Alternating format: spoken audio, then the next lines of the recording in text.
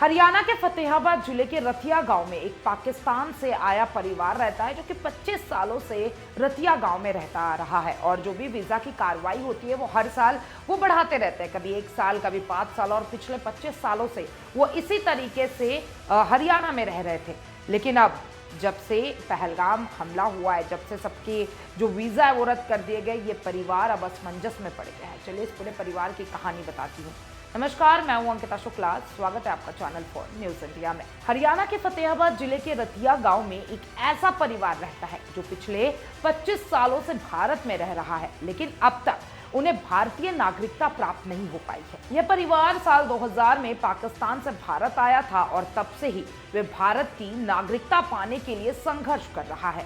इस परिवार के मुखिया जबाया राम बताते हैं कि उन्होंने और उनके परिवार ने पाकिस्तान में अपनी जिंदगी में कोई संघर्ष का सामना नहीं किया, और फिर जब पाकिस्तान में बेनजीर भुट्टो की सरकार थी तब वे वहां पे सांसद भी रह चुके हैं। जबाया राम और उनका परिवार पाकिस्तान से भारत आकर रतिया गांव में बस गया था। जी हाँ, उनका परिवार कुल 34 सदस्य का है, जिनमें से 6 सदस्य भारतीय नागरिकता प्राप्त कर चुके हैं, जबकि 28 सदस्य अभी भी इनके लिए संघर्ष कर रहे हैं। जबाया राम ने बताया कि वह 25 साल पहले 1 महीने के वीजा पर भारत आए थे और उसके बाद समय समय पर अपने वीजा को बढ़वाते रहे। शुरुआत में हर साल वीजा मिलता था, लेकिन बाद में एक साथ 5 साल का वीजा मिलने लगा। हालांकि उनका मुख्य उद्देश्य भारत की नागरिकता प्राप्त करना है और इस दिशा में वे लगातार प्रयास कर रहे हैं। जबाया राम के मुताबिक पाकिस्तान में रहते हुए उन्हें राजनीतिक समस्याओं का सामना करना पड़ता था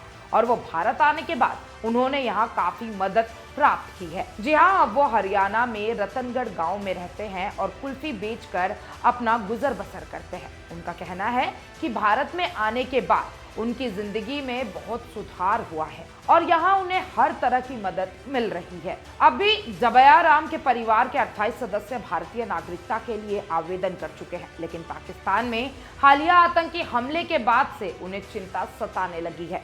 पहलगाम हमले के बाद पुलिस ने पाकिस्तान नागरिक की पहचान शुरू कर दी है, जिससे जबाया राम और उनके परिवार के लिए नागरिकता की प्रक्रिया में और भी मुश्किलें आ सकती है। इस बीच जबाया राम की पाकिस्तान में आज भी पुश्तैनी जमीन मौजूद है जो उनके दादा के नाम पर दर्ज है। इसके बावजूद उन्होंने भारत को अपनी नई मातृभूमि माना है और यहाँ पर अपनी नई पहचान बनाने की कोशिश कर रहे हैं। इस परिवार की कहानी भारत में शरण लेने वाले हजारों शरणार्थियों की दास्तान की एक झलक है, जो अपनी नागरिकता के अधिकार के लिए लंबे समय से संघर्ष कर रहा है। आप क्या सोचते हैं जबाया राम के बारे में? मुझे कमेंट बॉक्स में जरूर बताइएगा और तमाम ऐसे अपडेट्स के लिए चैनल फॉर न्यूज इंडिया के साथ बने रहें। डॉक्टर ऑर्थो, अब दर्द भी घुटने टेकेगा।